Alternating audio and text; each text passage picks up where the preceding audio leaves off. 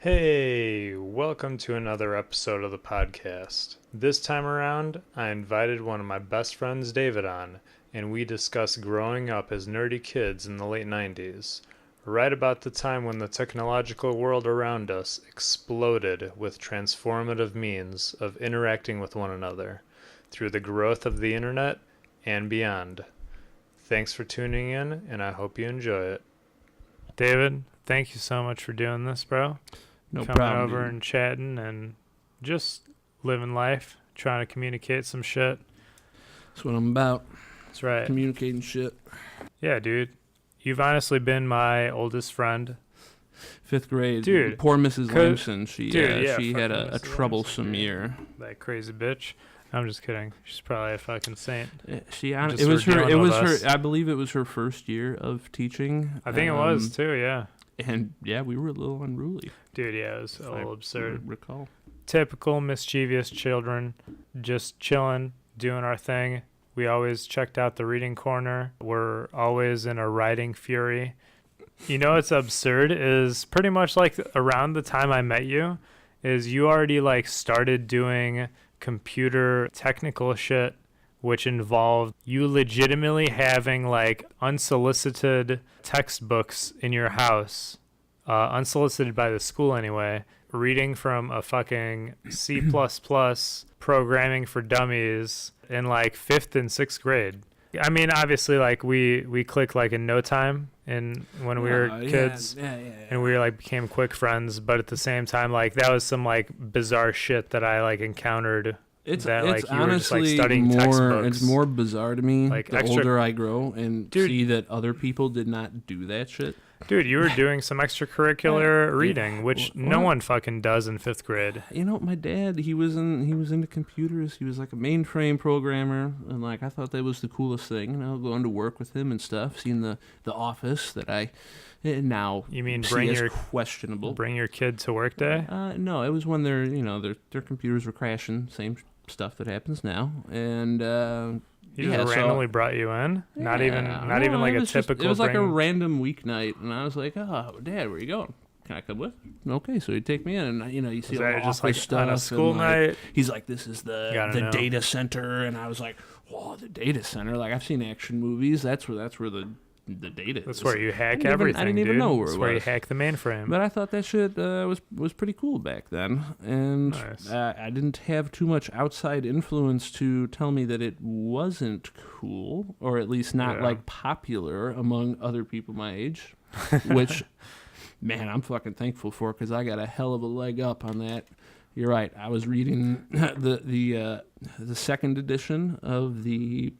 I think it's like C++ Primer or C Primer. It's a very famous textbook by the author of the C language, which is kind of ubiquitous. I mean, a lot of people don't really teach that in college these days. I mean, most of it you go like, I learned it way back in elementary school, and when I got to college, I expected like that's all we're gonna do, and I literally had one class where it was like, okay, you need to write this thing to print some words on the screen in C, and you mean like from 5th grade you thought at in some college point it would I be thought applicable. like, oh my god, once I get to college, like it's gonna be all C, like there's gonna be these crazy bastards writing fucking and all you got is C's, right? C's get degrees, my friend.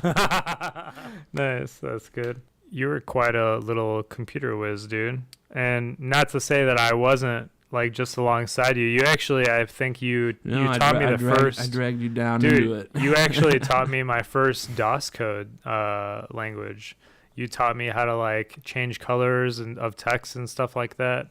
You more or less, like, I actually remember going into, I believe it was like an IT class of some sort in like middle school, and I ended up doing a webmaster little module of what they called it, and it was just like a mini course, more or less. Dude, even like, before that, we were making GeoCities websites back in the day when GeoCities was cool. You remember that? Dude, I didn't know what the Memorial Library, fucking, we had nothing better to do during the summer offs. We go to the library, get on the computers. I just thought those were like... Look at some dirty shit and then, like, make websites. Fucking... Of course. Dude, I mean, like, I always thought that was just, like, just putting cool graphics in like a space where you'd be able to look at it. I had my first website of GeoCities, of course, had one of those stereotypical website counters, right? It only counted every time I would visit it. I was going to say, how many visitors did you get? Probably 18, but all 18 were me. Shut up. You know one of them was me. Like, I would have visited your webpage. Dude, I had made you. Dude, there's no way I didn't have you visit it automatically. And I was like, yo, check out my cool website. And it was just like legitimately. It was a mutual visit. You gave me a view too. It was like the background. Probably had 10. Right, yeah, just from you alone. Oh, yes, of course. But like the background of it was like background of a desktop background where it was patterned, where it was like this picture was too small for it to fit on one giant background of sorts. So it was actually just like patterned up, and it was a giant albino gorilla for whatever reason. They always used to do that repeating thing, so you'd like pick your picture and then yeah, I do. Dude, that would be fucking hilarious if we can actually just pull it up right now, because I actually still kind of remember the IP, but I'm not gonna obviously mention it on here.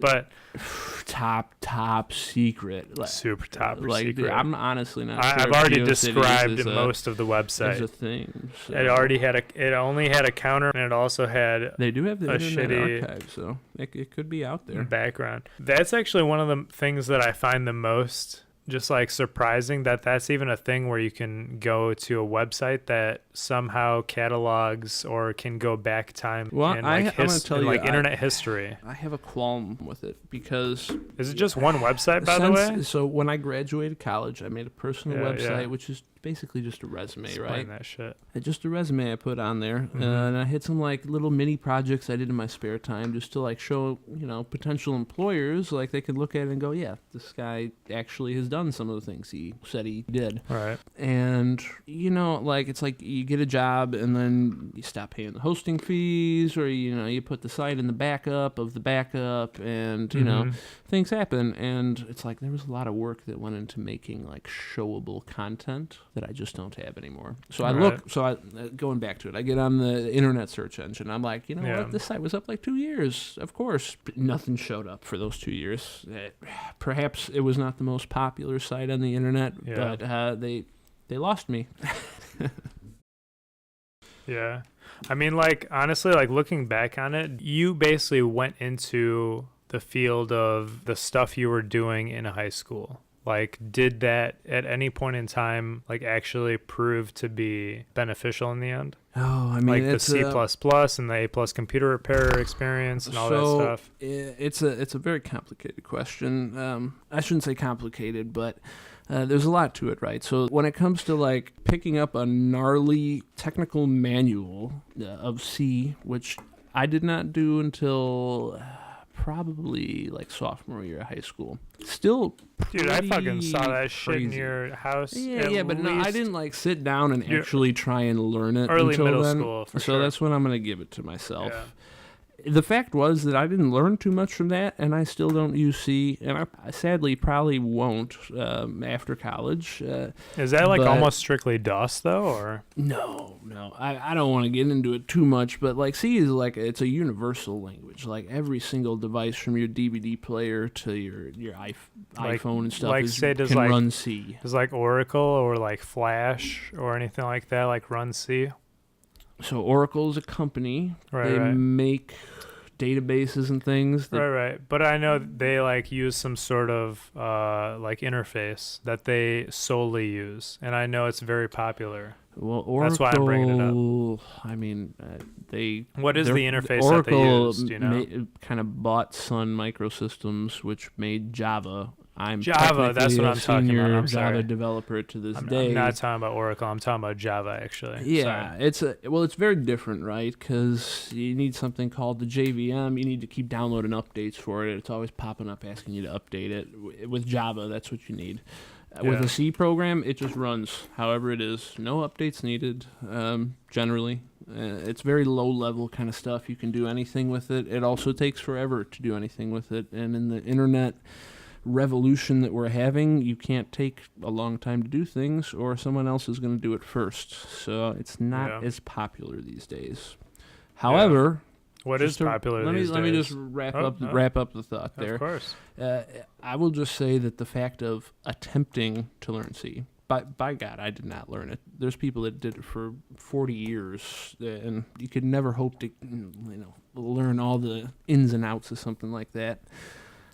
But the attempt itself of trying to learn it, of believing that I could learn it, of not thinking like it was a big deal to do it, that's like priceless for what that experience was worth, because that's kind of like every single step from then on was kind of the same mindset going into it. Yeah. And I feel like it's the same way with anything. And a lot of people don't challenge themselves because they think they can't do that initial step. And I don't know. I guess I would say some of my success is because I ignorantly took it for granted and thought I could, and kind of just stumbled forward from there. Yeah. Yeah.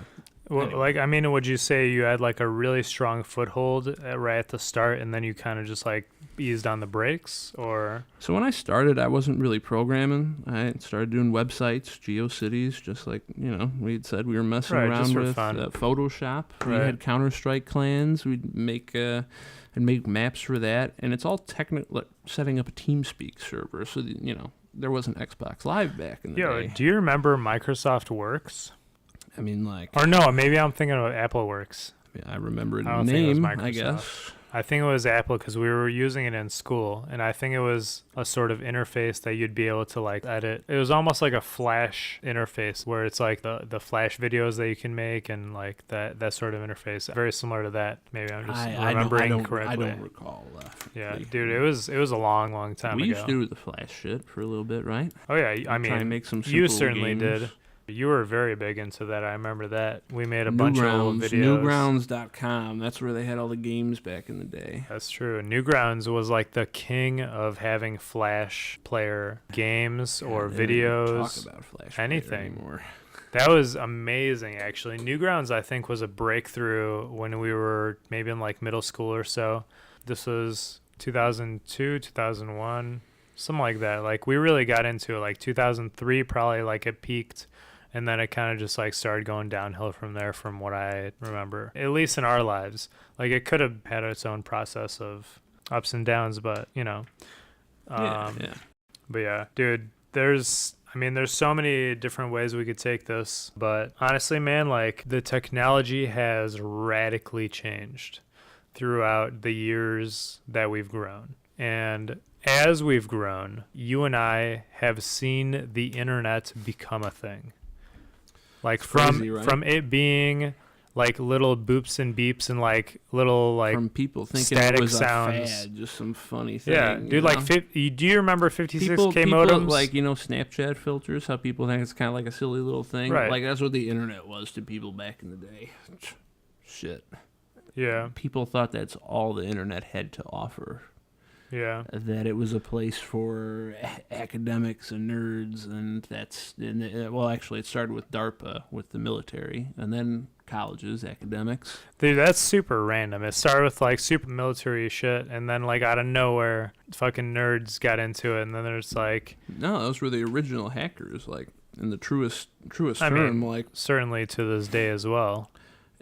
It's a different sense, I feel like, these days. Of course. Well, that's what I'm like back then. They were literally on the. I have the most respect because they were on the frontier, right? They had all this fucking circuitry in front of them, and nobody had done anything cool before. It's like they'd have to spend months, and I spent months and stuff learning how to make like a simple video game, right? Kind of rewarding, have something to show for it. But that's like these days, they did it dude. without like too much of a reward at the end of the tunnel. There was nobody to show that to. Like, by God, like I only had to in my crappy video games to show you, which was a little rewarding. But these guys, like I don't know, they had their own community and they had to do a lot of discovering on their own, and they're the ones who built everything you see today. And it's just very hard to appreciate all the little pieces of it that each of them did. They didn't get recognition in name most of the time, which is kind of how the rest of the world works.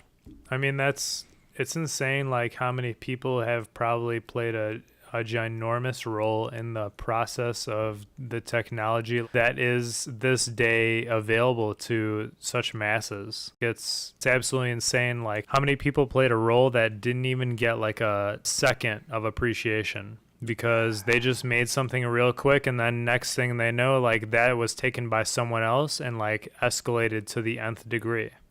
It is. It's really natural evolution, just at a non-biological level. Even biologically, dude, that shit happens nowadays. Talking about technology, there's like such, ancient technology that we're just literally surrounded by. What do you mean? Like what? In terms of plants, or like just intelligence, dude. Like just the process of being. You mean intelligence, technology? Just in general, like I understand that like different technology is like an interface and like gives us abilities to like do other things that we might not be able to do at the moment. Like, just be able to like communicate in a different way, be able to like interface in a way we couldn't technology possibly is an ever. Abstraction. Technology is an abstraction. Everything I do is an abstraction. As a developer, I have ideas, and that's I the most translate. insane thing. Yeah, they literally, you design it like components, like an engine would work, but it's like it's very hard to describe. But I visualize it. Yeah. I have to visualize it in my head, and I mean that's kind of why I got into it. It's almost a little bit of playing God. You have a blank canvas and you create something from nothing, and you see the devastating power that, like Chinese hackers could have. Right. Someone who knows how to dominate in the technological world can make significant impacts on the physical world. Right. Well, that's also the other thing is like scary. That is like the ultimate architect. Like once you're able to envision what you want to do in your own mind, and you're able to, not only envision it, but like also see how to produce it and like what interface it could potentially use to come to fruition. There's so many routes that you could take and so many mediums you can use to make that a real thing in the physical world. It is. It's a mental exercise that's really good for life more than anything. Any sort of creative design process, because you start out with an idea, and you can't really picture it, right? You know what you want to do, right? But you have no idea how it works, and so you have to go through. Dude, that's the weirdest, man. You make all the little parts, and you do it wrong the first time. You're guaranteed to do it wrong. I've never written any sort of anything of moderate complexity that works the first time. It doesn't work the fifth time. Absolutely not. There's all sorts of little things wrong, and it's just this crazy process of revision. And I guess in later years, it's like I'm getting better at fixing these little problems ahead of time, not just with fucking computer programs, but just abstract concepts, abstract processes in life. It's like I can see little mistakes I'm going to make as a result of fucking programs. And it's just a really interesting result. I don't know. Yeah. Something I actually kind of wanted to get to was what do you think our draw to technology is? Because like for human, like being a human, like it almost is like an innate sort of thing that like how I told you there's some of those things. It's almost like integrated in our DNA. Get me started on and yeah, dude. You're gonna have Talk to let it up. Yeah, man. So I'm not just all about like computers and shit. I love science and general and biology and all that, and trying to figure out the origins of life and the meaning of it all. All of it. Right, of course. And there does just seem to be this draw toward the technology we're building. We've passed the point where the technology we make is far more powerful than any single one of us.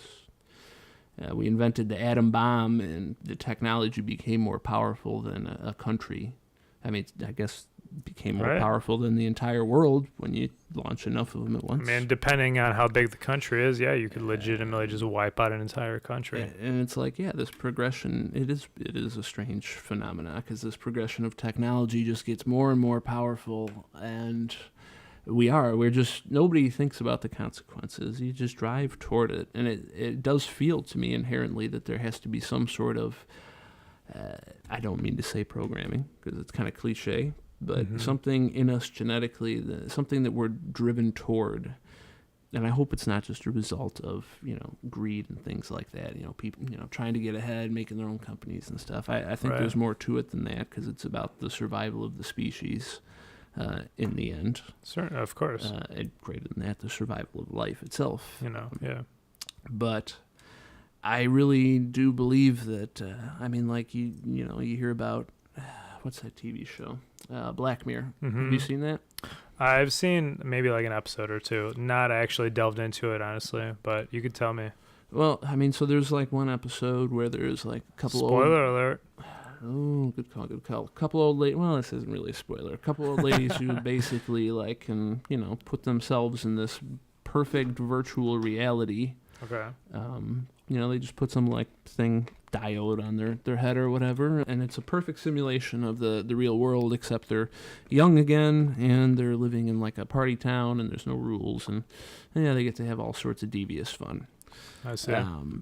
But so at the end of that, okay, this is the spoiler. So it's basically like a video game. At the end of the episode, it gets more serious, kind of, because one of the they end up kind of getting in a relationship together, these two old ladies. One of them was a cripple. She never got to live really out her experience that stuff, her lesbianhood, homosexuality, I don't know what you call it. Yeah. But they end up having a relationship, mm-hmm. and this lady who never got to do it when she was younger, she wants to download herself into this computer where you live on the simulation inside the computer. Holy shit.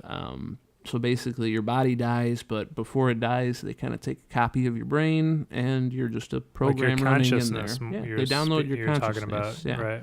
And the other lady, she has religious reasons. She had a husband and stuff. She does not want to do that. Mm-hmm. And so you have to see the episode to find out how that concludes. So it sounds like it's some conflicting shit, but however, I God, I don't even know how to go into it because there's so many parts to explain. But it's basically, I kind of see us becoming cyborgs.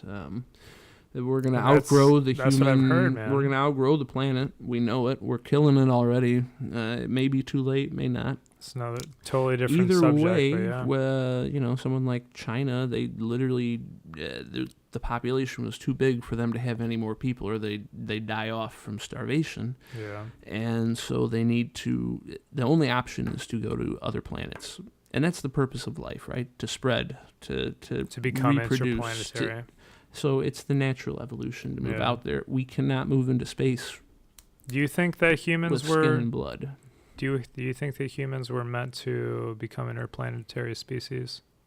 I do. That's kind of what I'm saying here. I think that. Do you think Elon Musk's plan of colonizing Mars, or AKA another planet, that's technically our only second planet as of right now that anyone is talks of even potentially populating? I mean, so we always have the option of making space stations. Of course. We already have plenty. I don't know. I'm a huge sci-fi fan, and I don't know if you see much sci-fi, but if you see most of the space stations, it's not really a pleasant life. It's not something you and I would enjoy, where you can, just go out and take a stroll and have trees and wind and stuff. It's a pretty hard life. Yeah. But at the same time, I have a feeling that there's a lot more to becoming an interplanetary species than we even had considered, to be honest.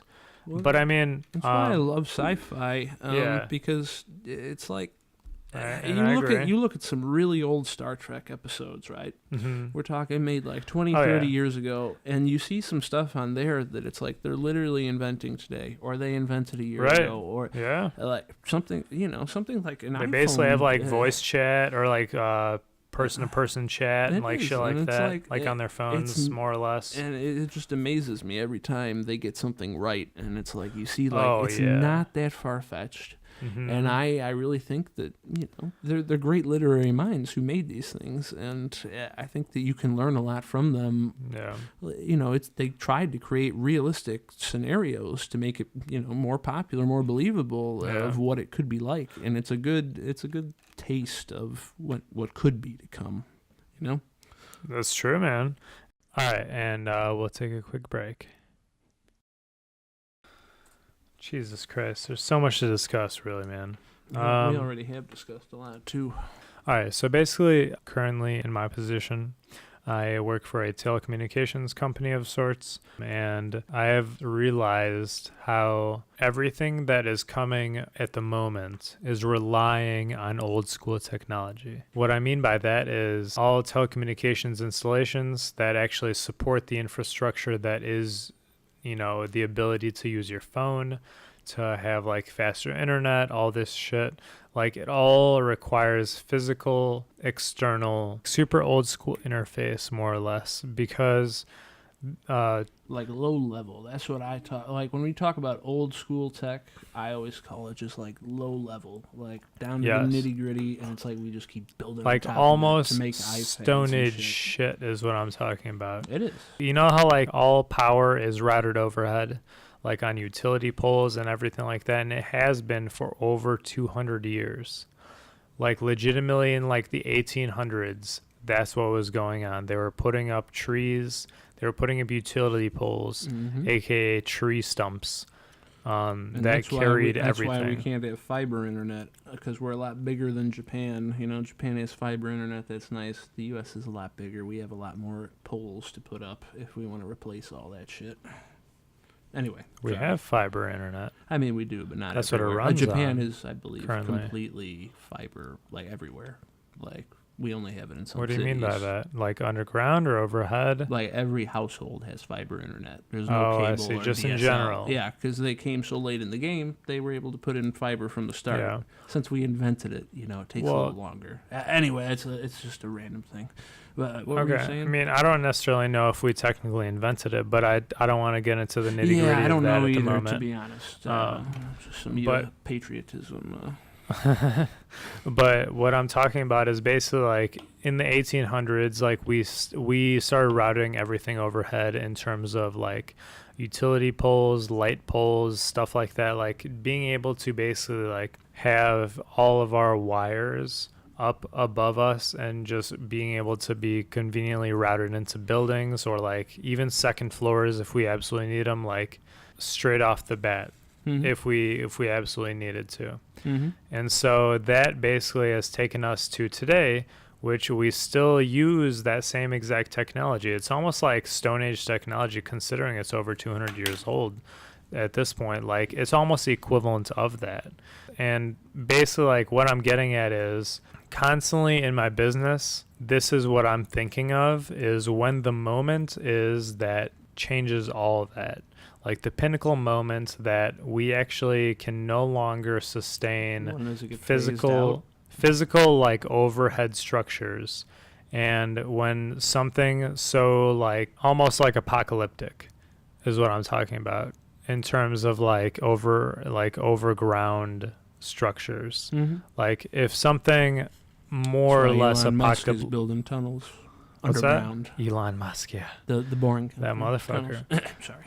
But yeah, dude, that guy knows what's going on, more or less, man. Like, even, like, he actually was talking about on the Rogan Experience, and I was very impressed. Einstein of our generation, as far dude, as I was very impressed with what he was describing of, the underground. Well, it's almost like the equivalent of underground boring, like, which is the equivalent of underground, like digging a tunnel with like a boring machine and then just like suctioning out like conduits. Yeah, using the air. Yeah. Like that's more or less what he's talking about. But those conduits. Had this idea before, though, like we can't build streets on top of each other. Why don't we build them below each other? We could have 90 stories of streets. Like I'm gonna have to ask you to get close up to the microphone.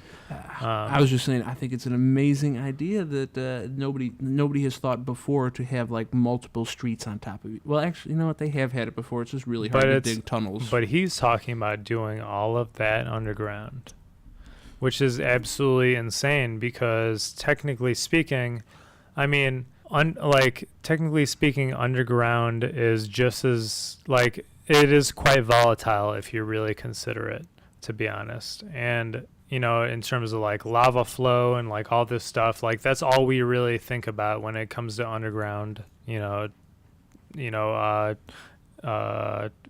not necessarily like fatalities, but just like I never hear about the underground, honestly. Like, never. I don't know what it's like under there. Yeah. I've never been in a mine or anything like that. This is true. I mean, I think of Jurassic Park, like a volcano, like something like that. Yeah, I mean, I've been in like caves and stuff like that, which is pretty cool. I actually just recently went there, like in a cave rather. But basically, like what Elon Musk is proposing is having like multiple levels of traffic or other things underground, which like freaks people out because they're like, oh, like maybe there's gonna be lava flow within those layers of earth or something like that, and then it might be volatile in terms of the environment. But technically speaking, like how comparatively volatile is the overground or like environment? Oh man, like it's probably even more so I heard that volatile. Joe Rogan podcast, he talks about it. It's like they have this like double snake. He said you envision the tunnels as a snake. The snake double skin, layered, like a 2-layered snake skin, where it's like completely sealed from gas, from anything, and like the surface, which shakes, is absurd. I mean, it makes it makes sense if you think about some floating ice cubes on some water, right? It's like you're just saying it was earthquake proof. If you're a tunnel inside the ice cube, like you shake the ice cube around, like it all moves together. Right. But if you try and like put some, I don't know what you put on ice. It's smaller ice. Salt, cornflakes. Smaller ice. God knows, whatever you like floats your boat, man. Whatever you sprinkle on your ice. But yeah, you think about the stuff on the ice that'll slide around. If you put some inside of the ice, it's not going nowhere, man. The snakes are protecting it. That's what my boy Elon said. Yeah, so more or less, Elon was discussing how he was going to have a snake skin sort of exterior of a tunnel, so it depleted, if not diminished, any sort of earthquake activity and like other tectonic, shifting going on, which was absolutely ingenious thoughts. I will say one awesome part about Elon too is that, so the guy, he's real smart, right? So he goes to make SpaceX. Allegedly. SpaceX. Allegedly. The guys who build the only guys who build rocket ships anymore, really. Right. And so every new business, or like even, he donates, like he figures out how to save some kids that are trapped in a mine that collapsed. I heard something about that. And you always hear, he always goes, yeah, I was talking with my team of SpaceX engineers. Like, don't get me wrong, Elon's the smartest guy. Love him. But he, not only that, he is that motherfucker. He has a fucking entire team. He has NASA at his back, basically. Better NASA, like newer. And I shouldn't say better NASA. No, I love NASA. I didn't mean that. But oh shit, NASA's getting offended right now. A more recently trained and well-funded NASA that just has potential to experiment more, which is not NASA's fault. It's the government. Saying NASA didn't have potential? No, fucking the government cut NASA's.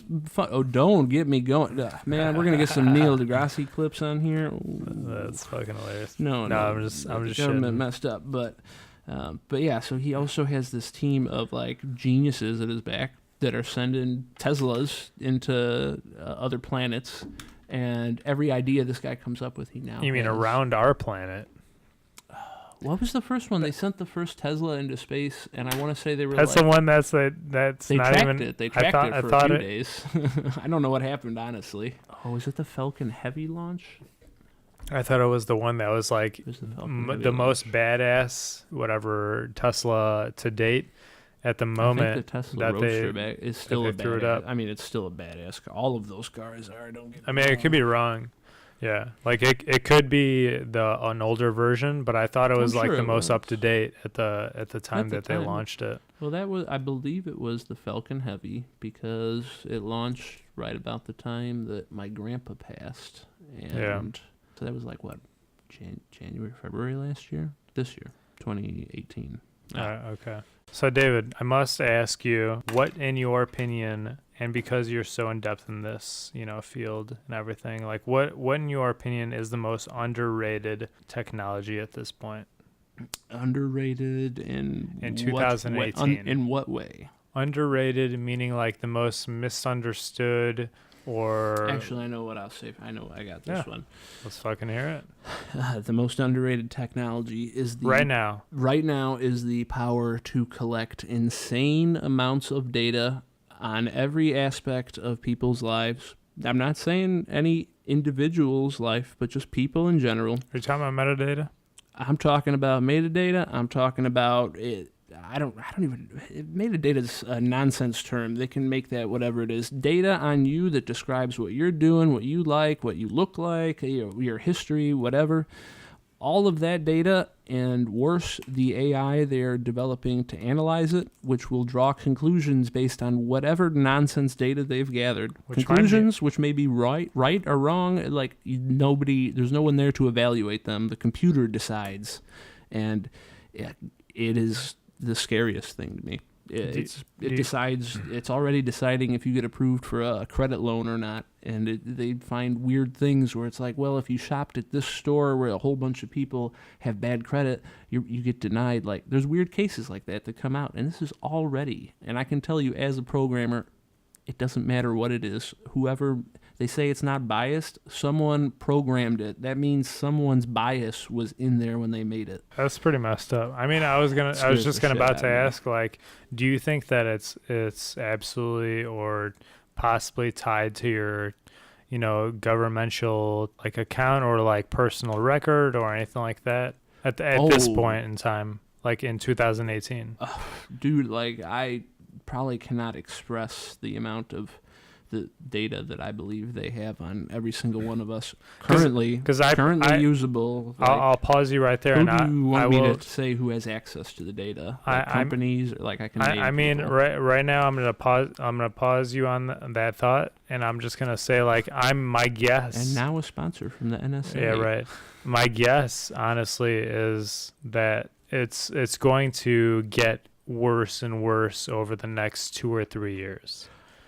Meaning, what do you think happens after when I say years? 2 or 3 years, I mean, do you think it's gonna tie in more and more to what the government and everything else that is like has to do with your personal record, or like everything that has to do with you is tied into everything that you could possibly ever associate with your name or anything like that, including your finances. Obviously, like your credit shit is always tied to your name. I just have a feeling that like all that somehow is gonna tie into itself and tie together to your personal self, like in the end. Do you agree or disagree, or what's your opinion on that? So so just to define some things, I think this is like looking forward into the future. I believe privacy is the not just like the ability to hide your data or like not let people have it. It is the ability to control your data, to tell people, I don't care how you got it, you can't have that, it's illegal, delete it.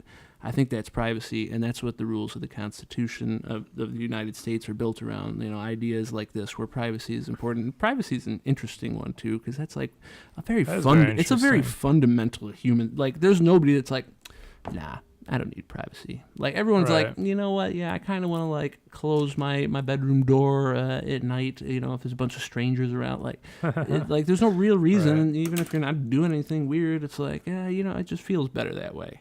Very inherent need. Anyway, sidetrack. That's the most primitive form of privacy, obviously. Yeah, because it's dangerous. The more other people know about you, the more risk it is to you. And we're constantly evaluating risk and trying to minimize it. That's our game, right? Because that's what the social hierarchy is about. You got to make sure that Jivko isn't going to get me to say something I'm going to regret down the road and blackmail me for it. Please say something that you're going to regret. Well, then you feed me beers, and you know what? Yeah, I already have that virus on your computer you don't know about, though. So. God damn it, that goddamn virus. Good thing I'm going to format my shit right after this podcast. Let me finish up on this privacy thing, though, because this is this is the biggest issue. Like, I feel, I don't like do like political activism or anything like that. But like it's the first thing that I really feel like nobody really gives it some credit. You think like, oh, privacy, that's like your Facebook, like pictures getting shown, like, oh, it's embarrassing. Like, no, like it's going to mess up your entire life. And you don't have to worry about, the government has the information on us. I believe them and Google, they're like two peas in a pod. That's why that what's that Sergey guy? He's always going to the White. Anyway, I think they're good. The Google CEO. I don't want to mess up his name. What's the Google CEO's name? Don't want to mess up his name, but you don't even know. You better cut this part out too, because I'm never going to get hired if I can't remember Google CEOs. Google him real quick. Well, that's a likely story. Yeah. It doesn't matter. Google him real quick. The inventors of Google go to the White House. They have been for a while. Who is he? The government has backdoors into all Google. CEO of Google? Yeah, who is it? The current CEO of Google is Sundar Pichai. I don't know if you can fucking read that. I'm pretty sure it says Pichai. No, that's right. Larry Page. Larry Page and Serge. Hey. See, this guy, Larry Page said Sundar Pichai. So I'm talking the inventors of Google, like they've been around. I don't know how active they are. You mean Sundar? But this guy, Sergey Brin, I think is like kind of how it's pronounced. That's what I was saying. At any rate, it's so irrelevant. But the point is, Sergey Brin. Jifko, do you want to know what's important? You want to know why I'm here? God motherfucking damn it! Because I believe in 2 or 3 years there will be no privacy. Are we going to hit the singularity, David? You know what? I'm tell you what. I'm going to say that's a different thing. Don't mix them up. I thought that is what Singularity is AI taking over. Is it? Losing privacy is a different fucking game altogether. I thought the singularity... No, the singularity is AI becoming so intelligent. I mean, yeah, a super intelligent AI, it won't need, like, yeah, you're going to have no privacy to it, but it's like, don't mix them up. Don't mix them up. They're not the same. Well, explain the difference, if you may. Can I explain why, like, we're going to run out of privacy first? Like, there's no stopping it. Be my guess. There's no stopping it. There's not just the data that you give on social media. Every single Google search, do you realize, have you ever looked at your Google search history where it's like, you can look back 2 years, every single Google search that day. Like, I know I've honestly never looked that far. But if you did. I usually format everything in terms of computer or phone or anything like that before that time. You care a lot about privacy. You want to keep that shit secret. I don't know if I care about that more than I care about my shit being not very laggy. Underground podcasts with, David Wannabes. I mean... Nah, man, but I think it's done. I think it's inevitable. There's no way to stop the invasion of privacy. And that's all I'll say about it. Right.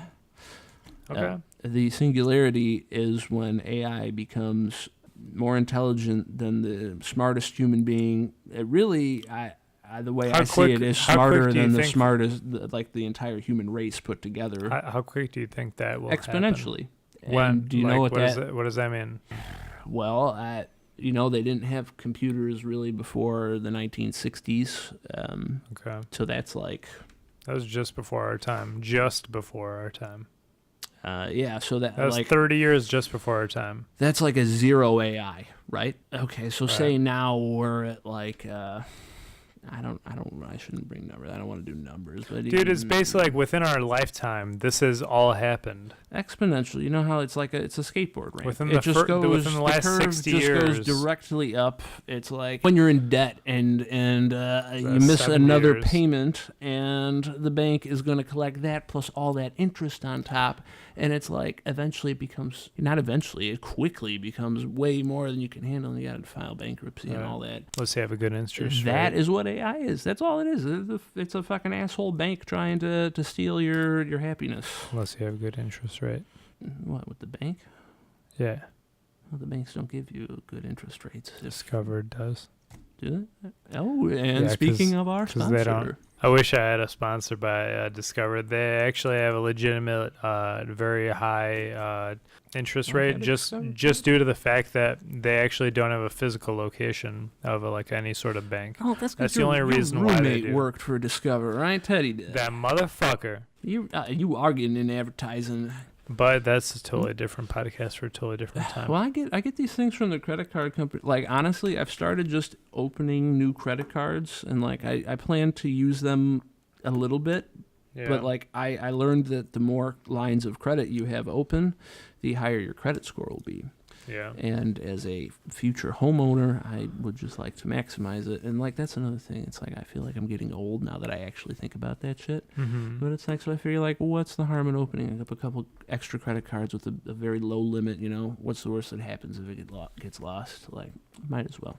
Random tip for anyone who needs financial advice. Yeah. Oh, we could shift topics a little bit if you'd like. So you mentioned how basically the most underrated technology was, what did you say it was? Well, I said privacy. It's kind of privacy. That's right. Abstract technology. Yeah. Okay. So, all right. Well, I'll share what my opinion is on the matter. What I think the most underrated technology is more or less like super old school, like hand tools, and being able to create stuff physically and all that stuff. Like, I feel like that's like in today's age, being 2018, and everything's like focused on Snapchat and like all this technology and like phones and all this like crazy technological developments. Like I feel like old school mechanics and like everything that like all the tools that they have available to them and super hugely underrated. Yeah, basic like woodworking, stuff like that. In America in particular, hugely underrated. But that's the thing, like I feel like there's a giant resurgence that's happening more or less. Like I feel like even with like the technically like the new technology and stuff like that, like there's people that have a giant yearning for like super old school like wooden or people want something that took time, just that someone put effort into, that someone actually created, not just something stamped off the line like everything else, right? Right. And I have a feeling that like that's a lot what's going on right now with like this giant resurgence of like people almost like pushing back on technology in terms of like physical ability. They like their like leather cases. They like their let's say like mason jars. They like their wood crafts. They like their decorative amenities in terms of, you know, physical textures that they could possess in a way, you know, with like cases, like phone cases, and it's hilarious because everything is like placed on brand new technology. There's like, I'm sure you've seen like wooden phone cases, like very vintage, like wooden shit. I've even seen fake wooden ones trying to replicate them. That's right. Because they also have like nowadays they have like those like little like Ray-Ban sunglasses, and they have like fake like wood textures. It looks so fake too, right? Oh yeah, like the wood textures look fucking atrocious, and like please, like you could save so much money making it like with legitimate wood. Like, let alone having it either be like molded or whatever else with like shitty, polluting the environment, more or with less some like plastic crap, plastered wood. Yeah, man. Like textured wood. It's like legitimate printed wood, and it looks fucking hilarious in a way. Yeah. No, it does, and it's sad. But it's a lost art. It's just hard to have actual craftsmen do anything anymore. Rather this is true. Mass produce it. But I have a feeling that there's like almost like already like this is already a resurgence. By who? Like in what manner? All right. So if this wasn't a thing, like what I'm talking about wasn't a thing, I guess you mean then buying it or people creating it? Sorry. Both, actually. Like I have a feeling that technically speaking, like Etsy, for example, would not be a thing if it wasn't for this resurgence. There's a lot of people in the world at the moment that are extremely crafty, that would love to like make old school stuff out of wood, out of clay, like construct things or sculpt things or do any sort of actual like craft work that is able to be like mass sellable or, you know, conveniently, like without having to go to craft shows every weekend and like be a legitimate traveling artist and stuff like that. Like I've had like teachers in school that have been that exactly. Mm-hmm. And it's super in a way like insightful to be able to see people that have actually gone through the ring and like been able to do that like legitimately. But it's also super bizarre to see like the new age of what it's become, more or less. And it's like the age of internet sales and being able to market everything online is almost been like not only brought a new market the to age of Amazon Prime Day. Yeah, that too. I mean, like the ability to post something online, like whether it's a project or like something you've been working on, or just something that like you have excess of that like is a craft that you'd like to sell or something like that. Like that's huge, especially if it's something that it's like almost like today's age, you can legitimately build up a company in a way, but just like start super grassroots and be able to just start selling like a few things here and there, and then out of nowhere be able to like, I mean, obviously it depends on how ambitious you are and everything, like you'd be able to sell, you know, anything you really want, like expand on all avenues that you'd like to. If your Etsy account, for example, is able to do that, like you'd be banking on all opportunities online and stuff like that, and you know, through Etsy or any sort of interface really. And it's dude, like, and it's insane how actual legitimate companies that are able to file with Amazon or anything like that, like Amazon has been the largest driving force in this movement. Amazon's I feel crazy, man. In the last like 5 to 10 years, man, like they've been blowing the fuck up. Did you know Amazon? What is your opinion on that? Did you know Amazon started off making no profit, like as a business, a publicly traded business? They made no profit. I actually didn't know that. God, I don't know when they were created, but it was during like the dot-com bubble. So like we're talking like 90s here, right? For Do you like think 10 they years, did that on they purpose? made no profit. Yeah, oh yeah, because they it's like Walmart. They said we're gonna sell for dirt cheap. That's how we're gonna get people. And how do you think they were doing, like nonprofit wise, versus how they're doing now? Like, how do you think they transitioned, or like what was the process more or less? They own the internet. No, it's just it took time, right? It took time to get people. So like the way Walmart works is they say we have so many people that shop at Walmart. You're going to sell us, that chair for this much money, and if not, we're going to go to the factory next door and he'll do it.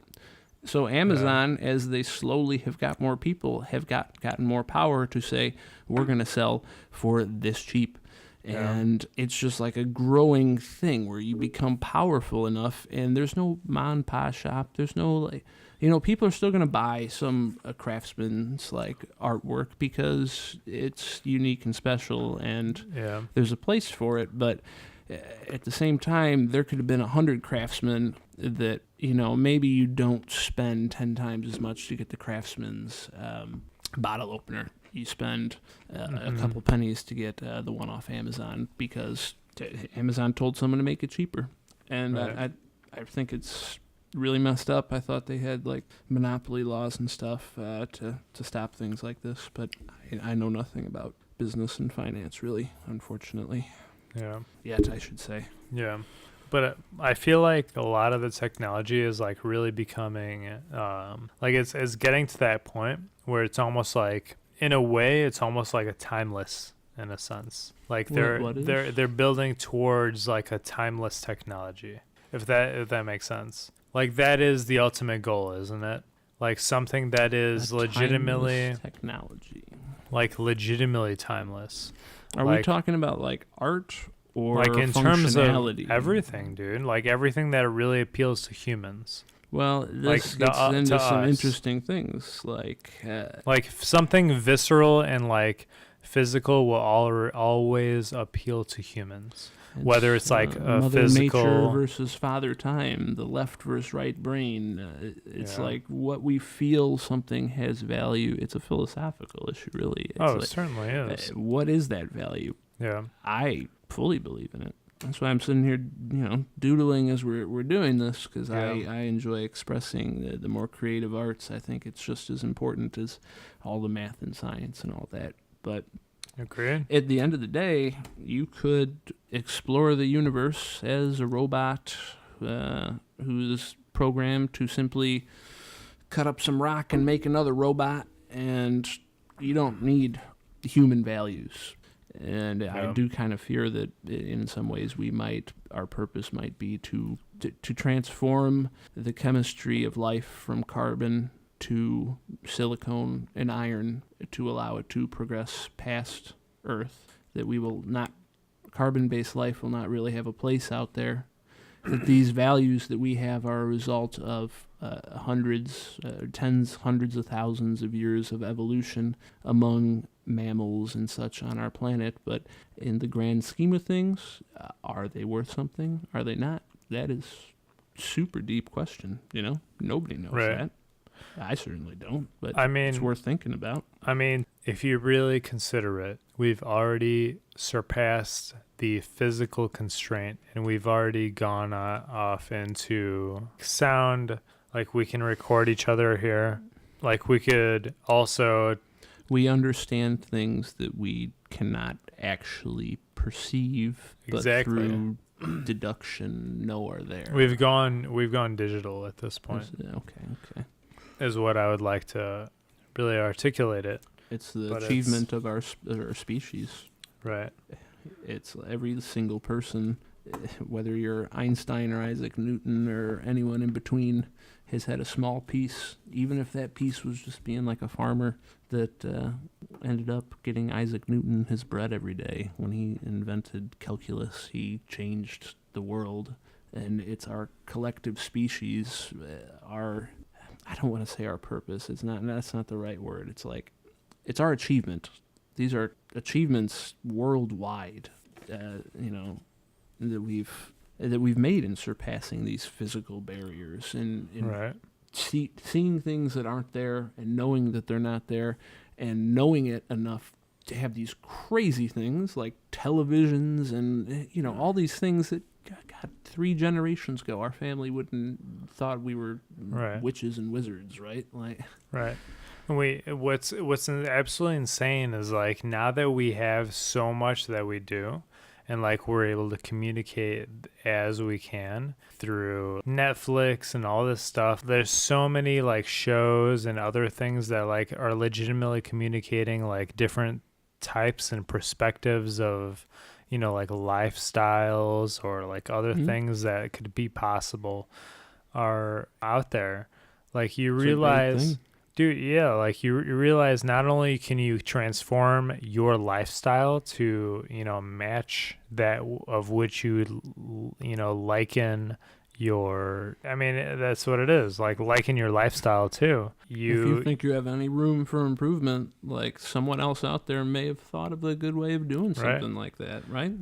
That's I fully support that, Right. I feel like back in my youth I was quite a bit more arrogant and dismissive of ideologies that I thought were kind of silly. Like even like I don't mean to use hippies because I love hippies. Hippies are the best. Don't get me wrong, but it's hippies like some like hippie ideals, for a lot, dude. Ideals and stuff. Like when someone say like, oh, like find your purpose, like I think like, oh, that's a hippie thing. Like what the hell does that mean? Like, and just dismiss it. Like that's just some hippie crap. It's a hippie dippy shit, man. And then like one of those days you're not in a good place and you finally understand what finding your purpose means. Right. And it's just such an astounding realization of just how fucking wrong you were before. Because, I've had that literal thought, like, find your purpose. And that's some stupid shit. Like, and it's like, after something like that, and a couple other life experiences, it's like, you can never see life that way again. And it's so much better. Right. And you're so much better getting away from that. Right. I mean, and you're so much better for it, like, once you analyze every in and out of... It's hard though. It takes a push to analyze things like that to get away from your comfort zone, right? Mm-hmm. Like I imagine you haven't always been willing to step out there and like just kind of jump into someone else's viewpoint and think from there. At least even if you don't believe it, just really think about it from like if you were them and you knew what you knew and you thought that like. Maybe it doesn't sound so crazy after all. See, that's actually the perfect perspective of where I see shows and documentaries and everything like that, like really has a key part in our civilization. Like God, you would love Jordan Peterson. Dude, I do love Jordan Peterson. Do you? And he does an excellent job of interpreting and explaining certain modes of existence that is extremely like one way or the other. Like he really does articulate ways that can break down the ways of the way we do life, which is absolutely, super experimental, if you will, in a way. Like he really does break shit down if you really look into it super from an outside perspective in a way. I mean, because it makes so much sense. But I would say I'm especially impressed with him, right? Because he brings a lot of science into it. Oh, yeah. And he mentions the Bible a lot. And most people who, try and talk to connect with people, to convince a scientific mind of something, they don't dare mention the word Bible or talk about Bible stories or Pinocchio or the Lion King or, any of that. Because that just like immediately detracts people. But it's clear that, he can mention it, and he can mention how past, the people that came before us, they weren't dumb. They were just as smart as we were. They made these stories, and it's like we interpret them wrong and kind of think that they may not be accurate or, relevant in the modern day. And it's like, no. They were facing the same trouble back then, discussing the same things in different ways that we are today, and they made a beautiful story out of it. And perhaps people should reevaluate what that story means. I agree. I don't know that. I mean, that's not what he says. I kind of going off my own tangent there, but I mean, that's what I got from it, kind of in some ways. I mean, like stop being so literal. If you really think about it, like everything always somehow ties back to like a Greek mythology story, and it always like is superimposed the epic like superimpose some sort of god's personification of themselves, like going through their own troubles and like all this stuff. And it's absolutely insane like how relevant that it still is, like to this day. Like you could realize everything that's happening. It's still human nature. The gods represented human nature and their struggles and all. They have some crazy ass stories, by the way, if you get into them. And it's like, all Greek mythology we think we're all has insane involved stories and shit because of all this science and technology and stuff. And it's like, yeah, it's pretty cool. You know what? But these brains we have, I believe, in fact, they're growing smaller than the Neanderthal man because we have a lot less to worry about, right? He had to be on the watch for tigers and shit 24/7. I have to watch out for the cops when I'm speeding, I disagree with that theory just because mushrooms are a thing. It's not a theory. At least the brain's shrinking these days is not a theory, I believe. I don't think that's a real thing because mushrooms are a thing. What do mushrooms have to do with the capacity of the brain, the volume of the brain? Not necessarily the volume, but the capability of I'm not talking capability. I'm talking sheer like cellular volume. Realizing what is happening and like interfacing with this reality that we have around us. The DMT, that shit is when... like mushrooms, I feel like just because it's such a like common thing, you've heard of so many people taking mushrooms, and like you kind of know what the mushroom trip is like. Yeah, but once you start talking about like DMT, some of the other ones, and like these weird, like kind of unexplainable situations where everyone has like kind of similar trips.